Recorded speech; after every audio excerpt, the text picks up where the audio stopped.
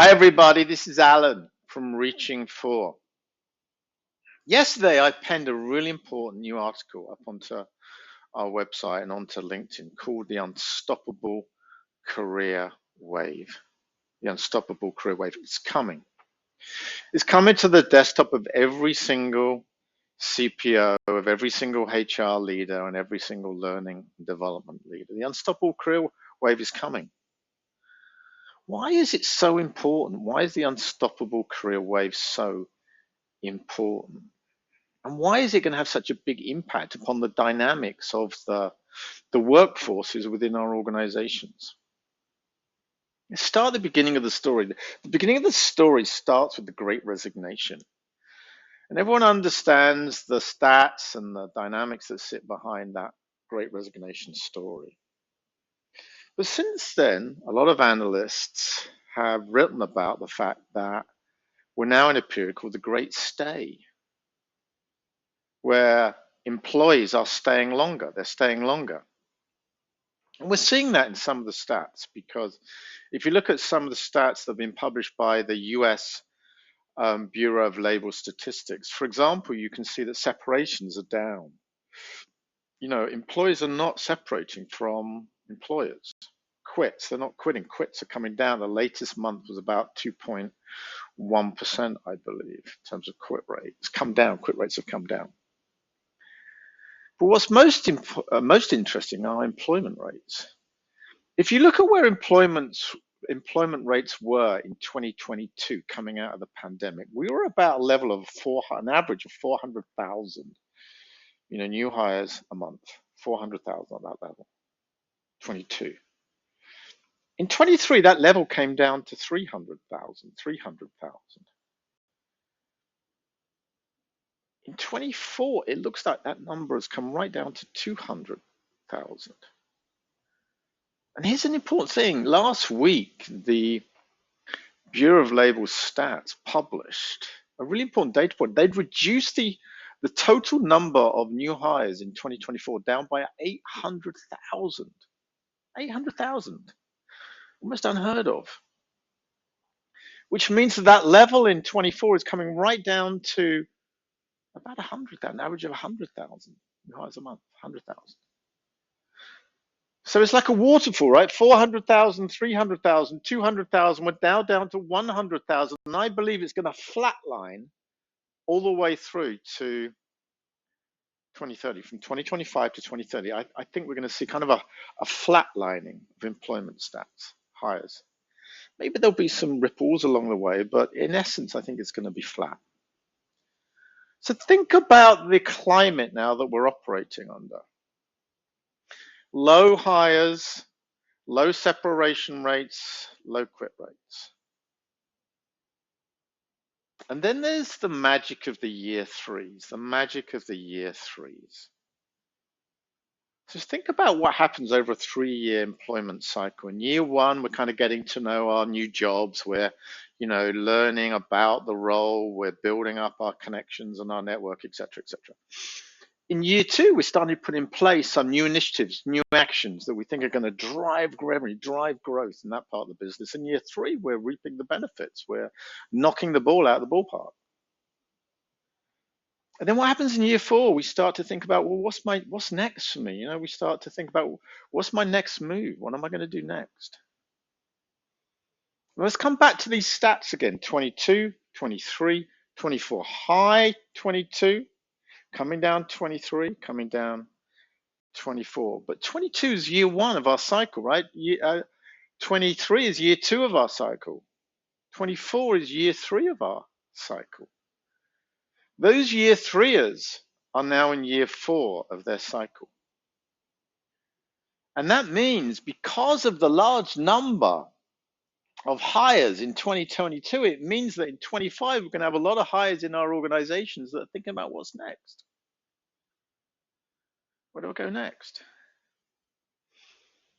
But nobody's hiring. Let's hold that point in your minds for a second. And then there's the McKinsey research, which is really, really interesting. McKinsey just published some research.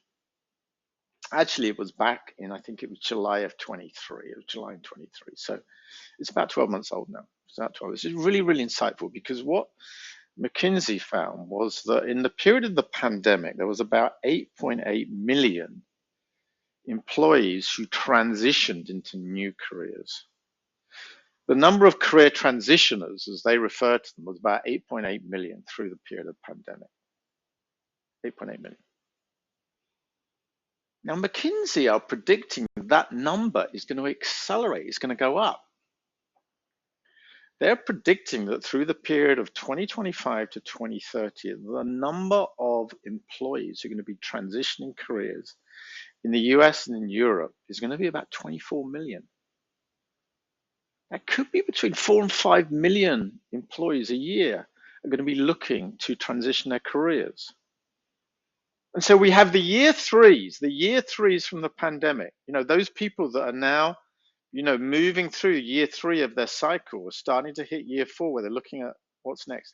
And then we have this data from McKinsey's about, 4 to 5 million employees are looking to transition their careers because of reasons like, the adoption of AI, because we now have aging populations, and because of net zero initiatives, and we're all going green.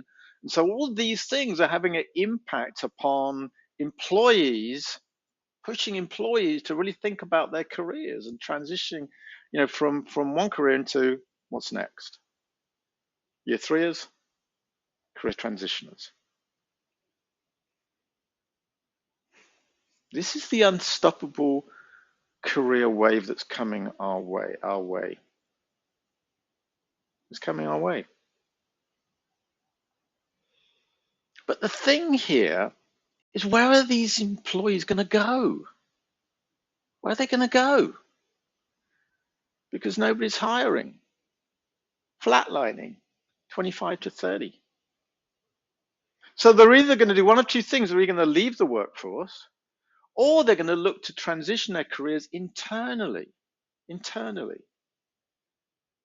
which means that internal mobility is going to become huge for CPOs. A huge trend for CPOs, a huge trend for HR leaders and for learning and development leaders to address.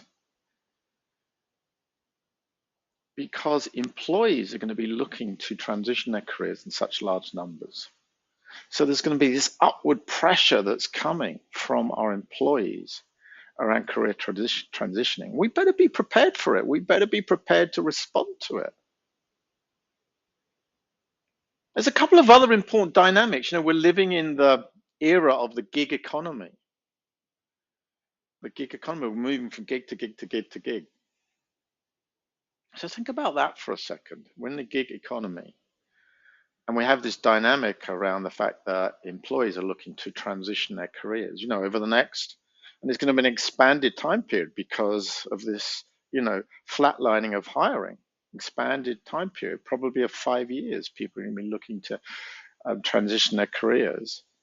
But each and every move through this period is going to be of low tenure because of the gig economy, and fractional leadership, fractional roles that people are taking on with much lower periods of tenure over an extended period of time within our organization. So we have to respond to this. And there's going to need to be a whole new generation of solutions that help CPOs, help HR leaders, help learning and development leaders to address this upward pressure that's coming from our employees around career transitioning. Now, this session has not been about solutions. It's not been about solutions. That's for another video, another session. But the unstoppable career wave is coming. It's coming in 2025 through 2030. If you haven't started to see the pressure, the upward pressure coming, you will start to see it coming starting next year. Okay, I penned a whole article on this. It's available from our website. It's up on LinkedIn, on my LinkedIn profile. Alan Dalzell, go and take a look at it there. Anyone got any questions? You can reach out to me, Alan D at reaching4.ai. I'd be happy to address any questions that you might have, and I'll see you next time. Thanks for watching.